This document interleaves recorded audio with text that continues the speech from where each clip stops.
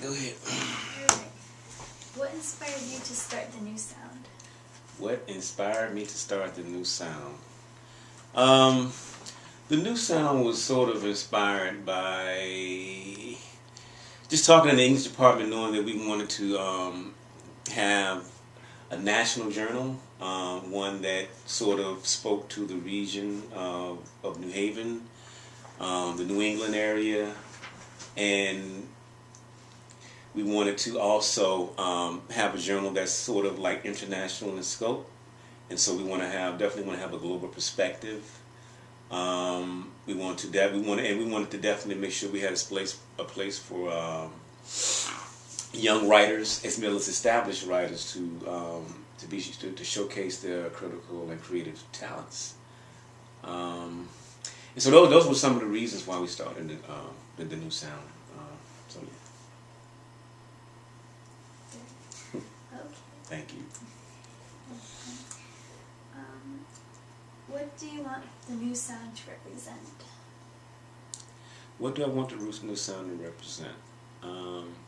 I would say we want the new sound to represent a multi-hued voice that is, that like I said, is global in scope. We want to provide a space for those who don't necessarily have been silenced through whether it be history or whatever reason they have you.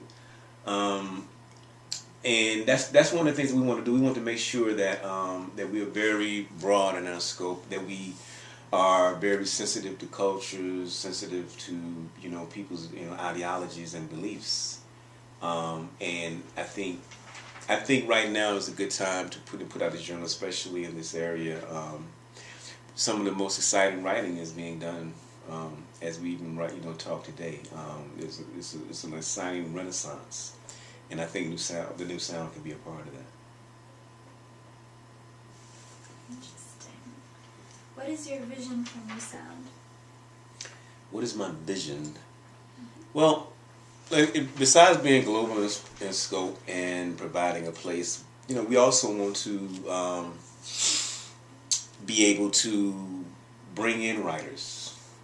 So that's part of what we're going to be trying to do is we want to bring in writers to read their work. We do it now through the Arts and Nights series, but the new sound can even expound upon that even more. One of the things that we working on right now is how do we go in the community and do community workshops, represented through the UNH and the new sound. So those are some of the things that we're working on. We want to be definitely visible within our own community. So it starts at home and then reaches out. So and then we right close to the Long Island Sound, so that's where the whole name came from, the sound. So it's something it's something to tie into the region. So.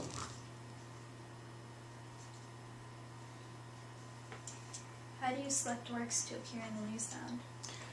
How do we accept works? How do we accept works? Select. Well, they go through a peer review process. Writers submit. They submit through our call, and they'll send their stuff. They'll send their work in, and what we have peer reviewers, and we'll send them out to the peer reviewers who are arbitrary. They don't have any identifying marks on none of the work, so they're coming at the work blind. They don't know who submitted.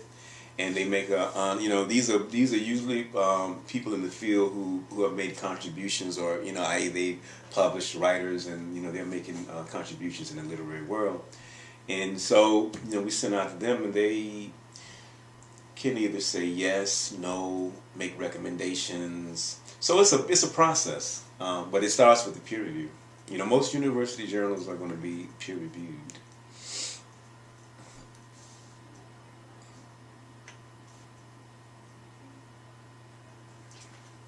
Readership do you want to reach? That's a very interesting question. Obviously, coming out of the from a university, we definitely have a slant toward the academy. However, that is not our only slant, but we want to be accessible within community. My whole thing is, what good is when a piece of literature or writing I'm not gonna say we're good, but I think it becomes more powerful when it's accessible to the common masses per se. And what I mean by that, the people who necessarily don't read every day because they happen to work 9 to 5, and when they come home, they don't have time to open up a book. So how do you reach them? How do you make them? How do you make them a part of that? How do you get them interested? That's the most important thing. So that's why I say it starts at home. It starts within the community, and it starts with trying to access those things to make the new sound visible. So. Where do you see the journal in 3 years? Where do I see the journal in 3 years? I see it sustaining itself through mass subscriptions. I see in 3 years, I think our Facebook and Twitter presence and what we're trying to do, will have come to fruition, and so I think we'll be at the forefront. That's what I'm going to predict. I'm going to predict, and we're going to be at the forefront of literary journals. One of the things that we like to do is we like to pay attention to artwork, and so I like to think that each one of our journals, or each one of our journals would be a collector's item in terms of the artwork. So it's a lot of things that that we're after in this one product, this one journal. So. That is interesting. Those are all the questions that we had. That's it? Oh, okay. Good. Cut me off. Cool. That's cool. It's 5 minutes, 6 minutes, something like that.